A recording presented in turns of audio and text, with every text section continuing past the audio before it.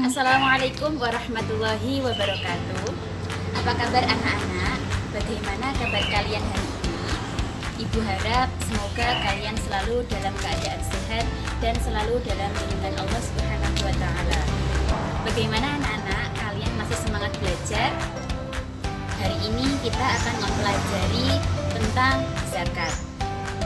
Untuk itu, simak penjelasan berikut ini. Zakat fitrah dan zakat mal. Zakat secara bahasa berasal dari kata zaka yang artinya tumbuh atau suci. Sedangkan secara istilah, zakat artinya kegiatan mengeluarkan sebagian harta tertentu diberikan kepada yang berhak menerimanya dengan beberapa syarat yang telah ditentukan oleh syariat Islam. Zakat ini merupakan rukun Islam yang ketiga. Hukum zakat adalah fardhu ain atau wajib bagi pribadi setiap muslim bagi yang mencukupi syarat-syaratnya. Dalil diperintahkannya zakat terdapat pada Quran Surat At-Taubah ayat 103 yang berbunyi, A'udzu billahi minasyaitonir rajim.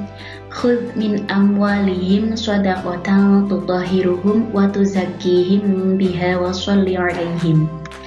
Yang artinya, ambillah zakat dari harta mereka guna membersihkan dan menyucikan mereka dan berdoalah untuk mereka. Zakat dibagi menjadi dua, yakni zakat fitrah dan zakat mal. Baiklah anak-anak, sekarang kita akan membahas terlebih dahulu tentang zakat fitrah. Zakat fitrah berarti zakat kesucian. Menurut istilah, zakat fitrah adalah zakat yang wajib dikeluarkan setiap jiwa atau orang yang mukmin di bulan Ramadan.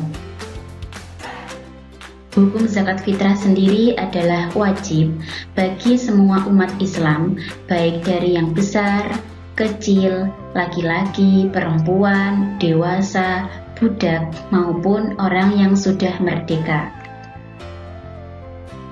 Bahan yang dipakai untuk berzakat fitrah adalah makanan pokok seseorang yang berlaku di negerinya.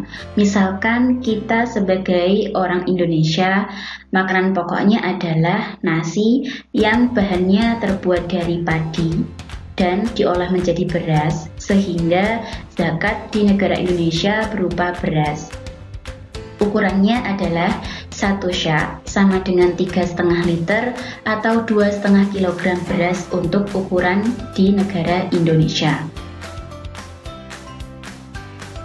Sekarang akan kita bahas ketentuan-ketentuan zakat fitrah, mulai dari rukun, syarat muzaki, dan waktu zakat fitrah. Yang pertama adalah rukun zakat fitrah. Rukun zakat fitrah ada 4. Yang pertama adalah niat. Niatnya apabila menzakati diri sendiri berbunyi nawaitu an ukhrija zakatal fitri an nafsi faradhan lillahi ta'ala. Rukun yang kedua yakni adanya muzaki atau orang yang berzakat. Yang ketiga adalah adanya mustahiq atau orang yang menerima zakat. Biasa disebut juga dengan asnaf atau golongan orang yang menerima zakat. Yang keempat, adanya harta yang dizakatkan.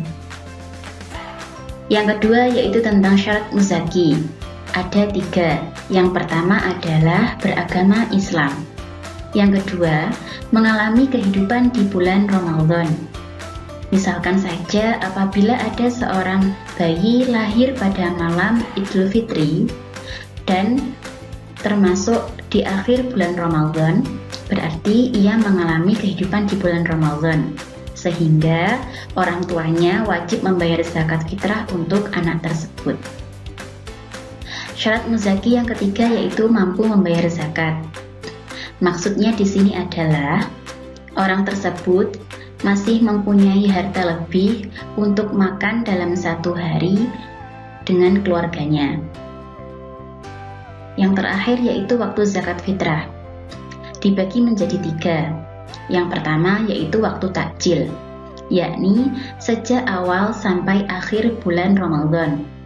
Yang kedua, waktu wajib, yakni sejak matahari terbenam sampai sebelum sholat subuh di akhir bulan Ramadan. Dan yang ketiga adalah waktu afdol atau waktu yang lebih utama, yakni sejak selesai sholat subuh sampai sebelum pelaksanaan sholat Idul Fitri. Berikut ini adalah mustahik zakat atau penerima zakat. Yang pertama adalah fakir. Fakir adalah orang yang tidak mempunyai pekerjaan sehingga tidak mampu mencukupi kebutuhan hidupnya. Yang kedua adalah orang miskin.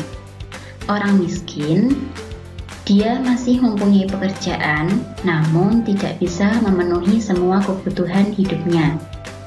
Yang ketiga adalah hamba sahaya, yang artinya adalah dia seorang budak. Yang keempat, fisabilillah atau orang yang sedang berjuang dalam agama Allah.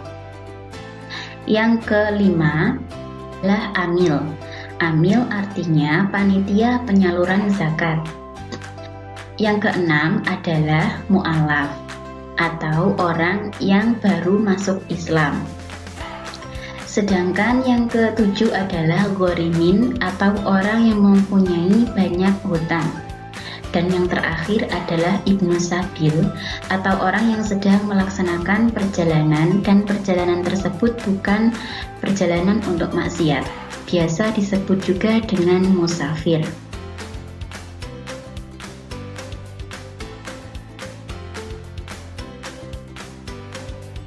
Untuk zakat mal akan kita pelajari pada pertemuan berikutnya. Nah, itu tadi penjelasan singkat mengenai zakat. Untuk lebih jelasnya akan Ibu terangkan pada pertemuan berikutnya. Terima kasih. Selamat belajar. Tetap semangat. Wassalamualaikum warahmatullahi wabarakatuh.